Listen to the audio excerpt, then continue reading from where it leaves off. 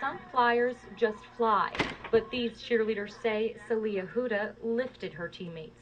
Literally. She's probably like this tall, like, tiny little girl, and she's like, no, I got you, look, and started to just pick me up and started running down the beach with me. For these University of Florida competitive cheerleaders, memories bring smiles, but reality brings tears. Just a quick warning, the video will tell some gruesome details about murder victims and crimes committed by a very disturbed individual. This is not a topic that can be treaded lightly, and as such, viewer discretion is advised. This is another true crime. Hello, my lovelies. It's Lady Curious, back with another true crime. This case really got to me because it really wasn't well known. There wasn't as much media coverage. When I was researching, I did not find a lot of information on the case. No detailed background. I did try to find everything that I could. And remember that this is for educational and documentary purposes. A University of Florida cheerleader goes missing and is eventually found burned and dumped on the side of a country road. Just please make this make sense. This case is about Celia Huda, also known as Sally. I will address her by Sally, since that is what her friends and family called her. She was born in Ghana on May 27, 1989. She moved to the U.S. as a young child. She was living the life of a typical 21-year-old, hanging out with friends, had a new boyfriend, and enjoying her last year of college and keeping up with hobbies such as cheerleading and dancing. Sally loved to dance. Almost through her whole life, when she moved to the U.S., she was on cheerleading squads to almost every school that she went to. She loved her family and friends. Sally's father described her as bright, beautiful, and a great student. At this time, she was attending the University of Florida in Gainesville. She was a cheerleader on the university's competitive team, and she also danced on the dance team called Urban Essence. She was a senior majoring in family, youth, and community service. She also graduated from PK Yonji Developmental Research School and Santa Fe College, and she was a cheerleader at both. This happened on December 30th, 2010. A mother and her daughter were driving on a wooded area of County Road 225. They saw an orange glow fill the sky and called the fire department to report a possible brush fire. When the fire department arrived, they put out the fire, but then they discovered a charred human body. The forensics and police were called to the scene. The body was of a young woman. 90% of her body had been burned, and it was apparent that it was not on accident. They could smell gasoline, so they knew that it was a homicide. The police knew it would take them a while to identify the body. The other evidence found at the scene was a paper napkin and part of a cell phone case. And that was it. That was all that was around. After many hours, the police were able to identify the body, and it was of Celia. The way that they could tell that it was her was one of her hands were as charred, as bad as the other, so they were able to take her prints. This was when the police contacted Sally's father, who was, obviously heartbroken at this point. He told them that he had seen Sally on the day that she died. He said he could not get into contact with her after she had left their house that day. The police went over to Sally's apartment, but there was no forced entry or any sign of struggle.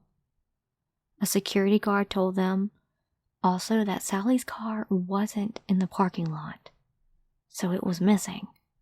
The apartment complex had a key passcode system, and it showed that Sally left her apartment in the early evening of December 30th. The police canvassed the area, hoping to get more information from the neighbors.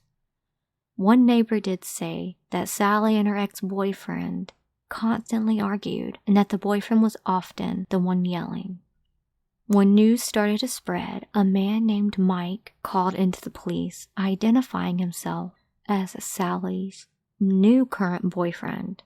He told the police that he had been with Sally on Tuesday and Wednesday, and that she stopped responding to him on December 30th after she left to run errands. Mike told the police that he and Sally had only been dating for a month or so, and that he was not the aggressive man that neighbors had heard in her apartment. He told the police that the only thing that he knew about her ex-boyfriend was his initials of A.D. Now, this is when they did track down this mysterious A.D. He actually made himself known when he appeared at Sally's apartment wanting to help. His name was Antoniodrayton, a 20-year-old male. Antonio was described as a ladies' man who loved the club scene. He said he had met Sally 2 years before, but was also dating many women at the time, including his current girlfriend, 42-year-old mother named Cassandra Kimbrough. The police were able to determine that Antonio was the loud, aggressive man that was often at Sally's apartment. In June of the same year, the police were called after one of these fights. Antonio had broken in and robbed and beat Sally. He even tried to choke her. But as love makes us blind, a little later down the line she refused to press charges, and the case was eventually dropped. Antonio's excuse was he was drunk when all this happened. Sally's friends said they even thought that Sally had ended things with Antonio for good. But without them knowing, Sally and Antonio still spent some time together off and on, and they still continued their regular fights. Antonio told the police that Sally had ignored him for a while, but for some reason on December 30th, she had texted him asking where he was. He told her that he was at home, but then he said she never showed up. Using this information from friends and family and medical records, investigators said they were able to tie several of Sally's injuries to Drayton and cited 2 specific incidents. Her cousin said that what's done in the dark is now coming to light, and you reap what you sow. Antonio then said he spent the night with Cassandra watching movies December 30th when Sally never showed up. During the investigation, the police discovered that a woman named Angela had gotten into an argument with Sally just 4 days before she was found dead. And now Angela started dating Antonio. She was one of the many women, but supposedly she didn't know about Sally, and that was a reason for their falling out. Angela was brought in for questioning. She told the police that she filed a restraining order against Sally for an earlier incident, and Sally was arrested for violating the restraining order, which is why her fingerprints were in the system that identified her remains. The incident between the women that occurred 4 days before Sally died actually wasn't a confrontation, but just a conversation. Angela said it was a heart-to-heart convo, and she was actually really surprised by it. They so-called buried the hatchet, if you want to say. Angela had met Antonio in the club scene and knew about Cassandra. However, Angela said she had no idea that Antonio and Cassandra were actually in a relationship. Angela said that he made it seem like Cassandra just helped him out, and Angela was able to give the police an alibi, but she did give them one more strange detail. She overheard Antonio talking to Cassandra on the phone. He asked for bleach, gloves, and rags. The police were convinced at this point that Antonio was involved in Sally's murder. His name just kept coming up. But now they just needed more evidence. After days of searching, Sally's car was found in an apartment complex parking lot. The apartment complex was within walking distance of Antonio's home. Sally's purse and wallet were in the front seat. There were no fingerprints found in the car, but there was an overwhelming smell of gasoline. The backseat floorboard was saturated with it. The police searched every gas station in the area between where Sally's car was found and the location of the crime scene. They eventually found the gas station that had the CCTV evidence in Stark, Florida, the town where Antonio's foster family lived. Sally's car can be seen in the video pulling up into the parking lot. A woman gets out and goes inside to pay for $2 worth of gas in a gas can. The woman was eventually identified as Cassandra. Antonio's brother Pedro identified her as a woman driving Sally's car. Antonio's foster family said that he had arrived at their home unannounced on December 30th, asking for the money and a gas can. This is when Cassandra was brought in for questioning. She stuck to the same story as Antonio, that they were just at home watching movies all night. The police obtained Antonio's cell phone records, and it put him right at the crime scene, just 10 minutes before the mother and daughter made that 911 call. The DNA on the napkin was eventually tested, and it matched Antonio's DNA.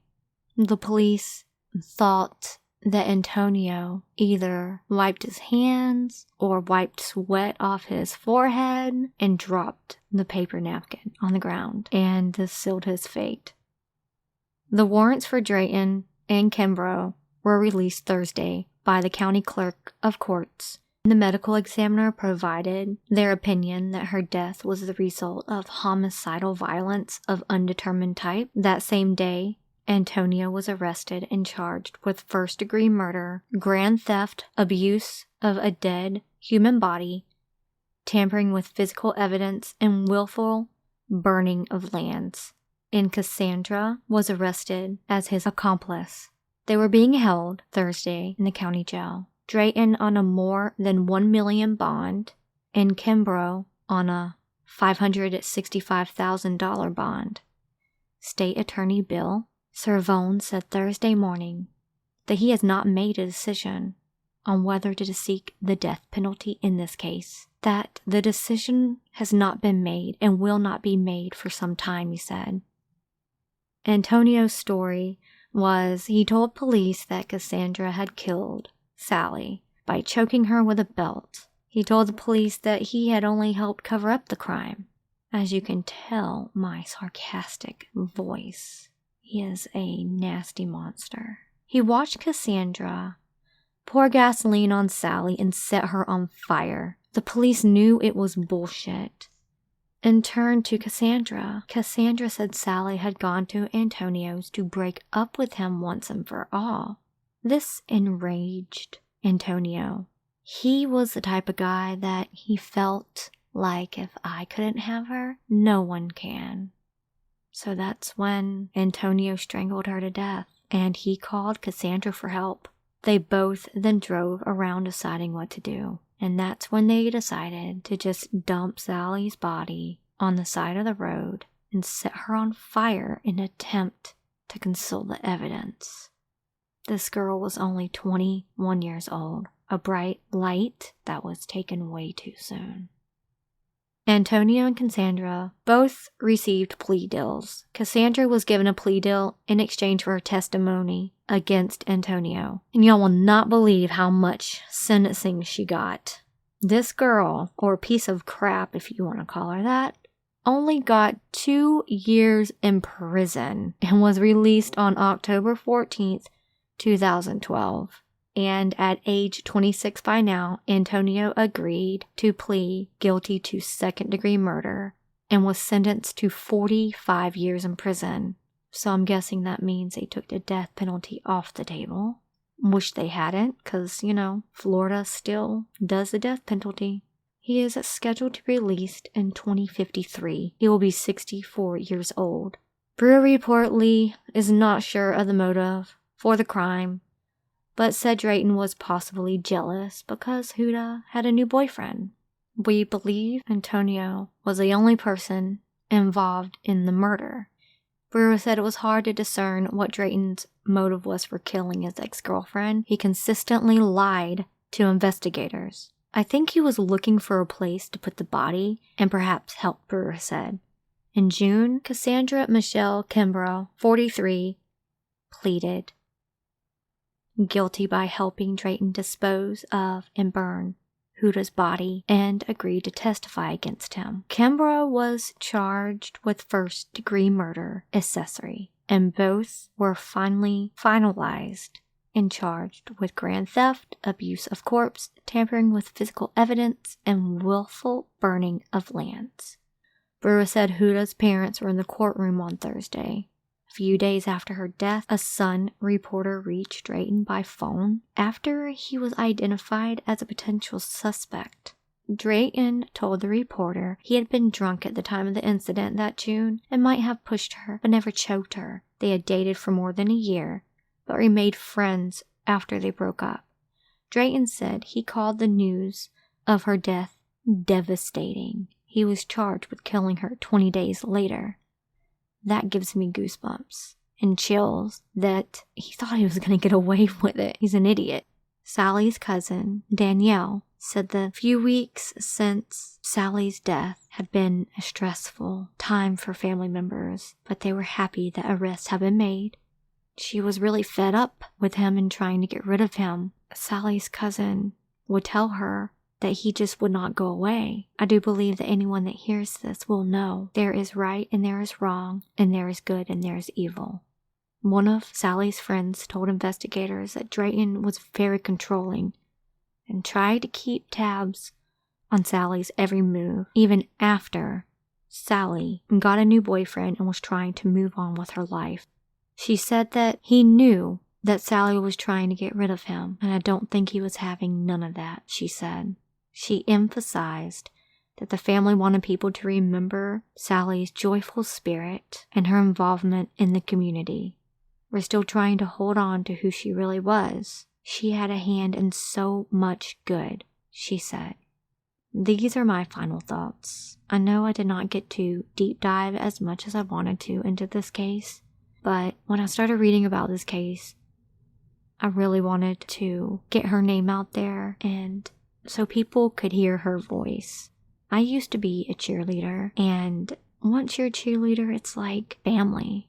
All the girls on your team, you're very close, like family. And you end up having bonds for the rest of your life. And to be a cheerleader, she had to have been the most joyful, happiest person and want to get the crowd up off their feet and get into some spirit, and especially cheer on the boys or men that are playing, giving them the motivation to be their best as they're playing their game. There's not much on the internet of this case, and it upsets me. The police did an excellent job of finding out who she was and finding her killers, and they did not stop. It just makes me sick to think that a woman that has kids would help a stupid man, no offense to not stupid men, willingly dump and burn another person's body for that said man or that relationship. I mean, we need to be better. We need to find better partners. And it really pisses me off that she only got 2 years in prison. I've never heard of that. That blows my mind. It's disgusting. She got off way too easy. And Sally deserves so much better than a lowlife like Antonio, who thought that his narcissistic ass could just take what he wanted. And that was the end of it. If you ever feel that you are in an abusive relationship, that someone is trying to take your joy away or control you or cut you off from friends and family and gaslight you, it's more easily said than done, because it's like this repeating cycle that keeps going on and on and on, and they do you wrong and then drag you back in. Do you wrong and then drag you back in. And you keep thinking, you can fix them, it'll be better next time. It won't be. They do not change at all. Down below, I will have the number to the National Domestic Violence phone number. They even have a texting. So if you're too shy to call, they can give you a lot of different resources in your area to get you help to protect you from these monsters. It's better to always call them and not just report it to the police, because it's not taken as serious, because the police can't really do much unless they were there, they saw it, there's proof, there's evidence, and you have to be willing to press charges. Unfortunately, Sally tried to get away from this monster, and she lost her life because of him. I just feel like Sally didn't get the justice she deserved, and I hope Antonio rots in jail and gets his karma in prison. I want to give my condolences to her family. I'm very sorry that all of you lost such a sweet soul. Please pray for the everlasting healing that this family needs. This is the end of this video and of this case.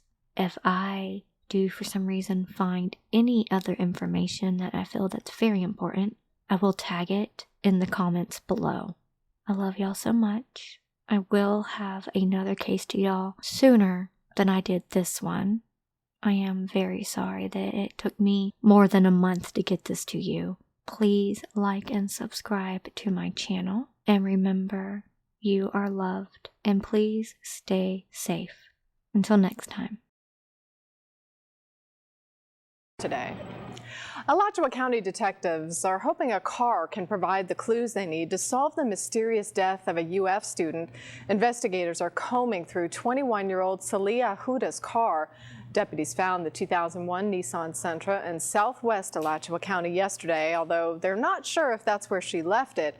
As GTN's Celia New Yorker reports, family and friends say answers can't come quickly enough. People are still in shock. People are still, in pain, and it's just like the sorrow that has, come upon us is just, we never expected this, never expected anything like this to happen. This is just horrible what has happened. Even in the midst of the pain of losing a family member, Danielle and Elam can't resist smiles when remembering their cousin Celia.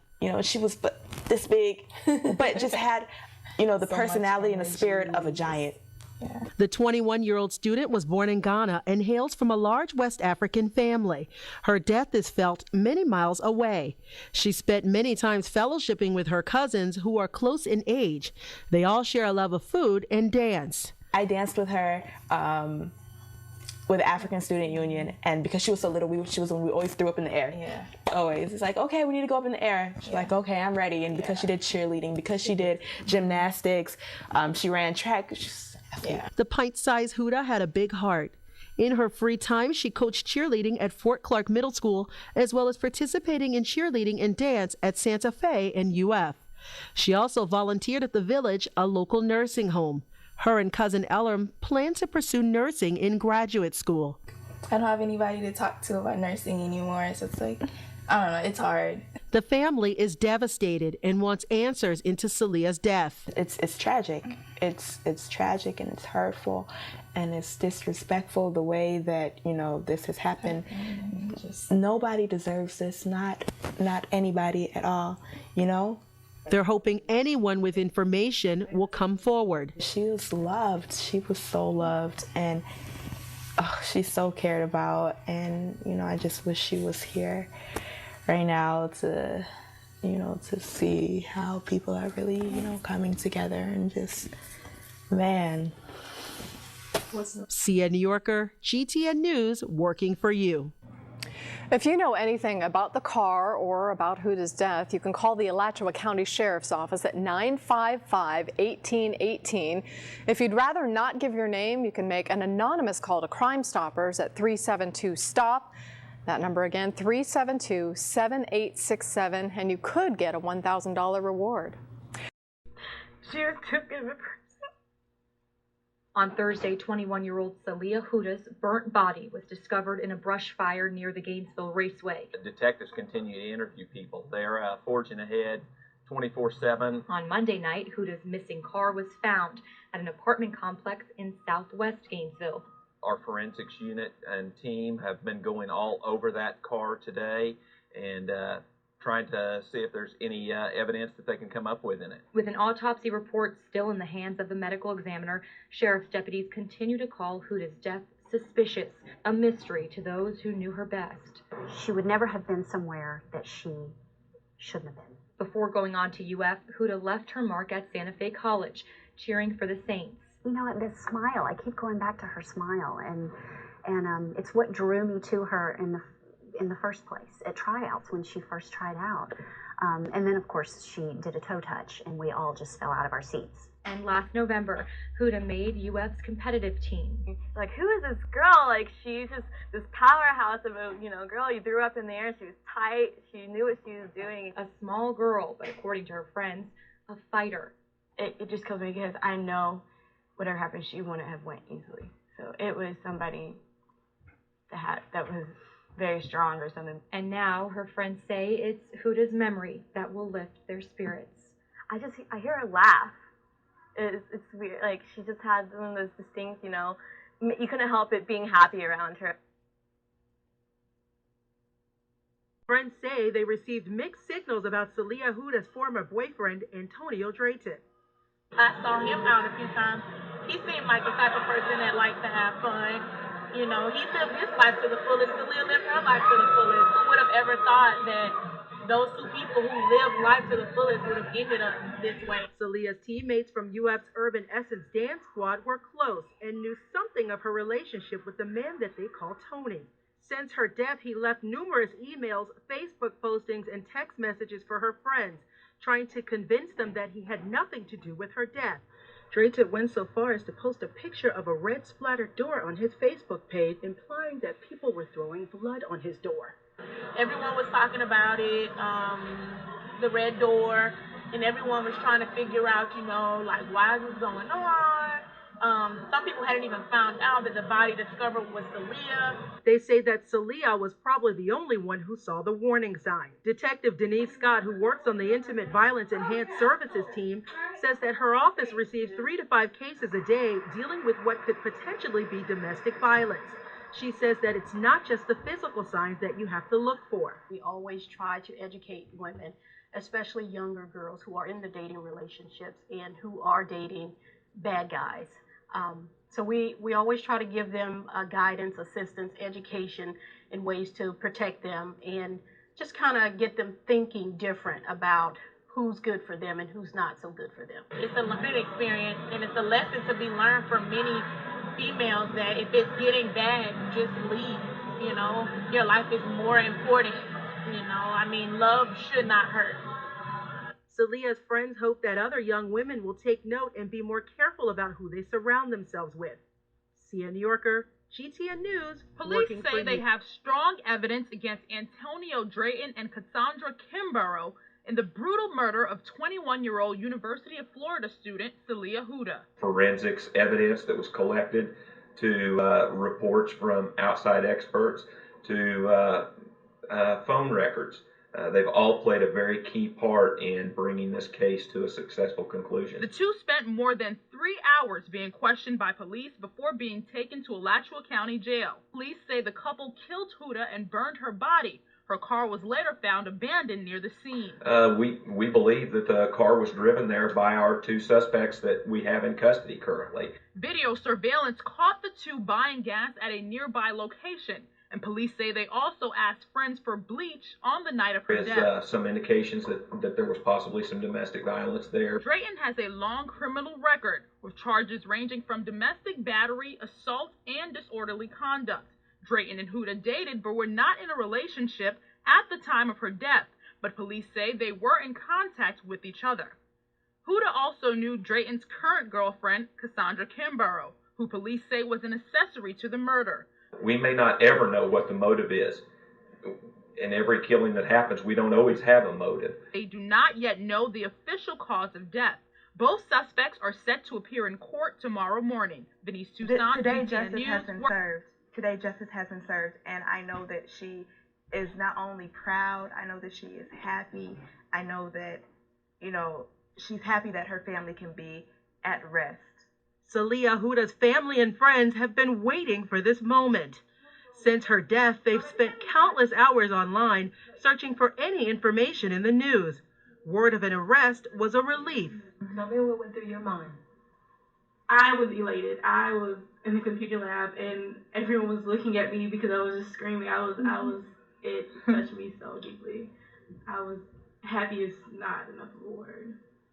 The cousins and friends say they were almost discouraged because the investigation has taken so long. I've been searching for justice. I've been searching for peace. And, I changed my name on Facebook to Justice because I felt it was really important that justice be served. And I'm so happy, like my best friend Brittany just said, happy is not even the word. It's not even a strong enough word to describe my emotions at this time. I'm so proud. I'm just so happy and beyond. Now they say their family can rest a little better knowing someone is finally behind bars. We feel like a little piece of her is still here with us. So we do what we got to do to keep holding on to the little piece that we do have. That's right.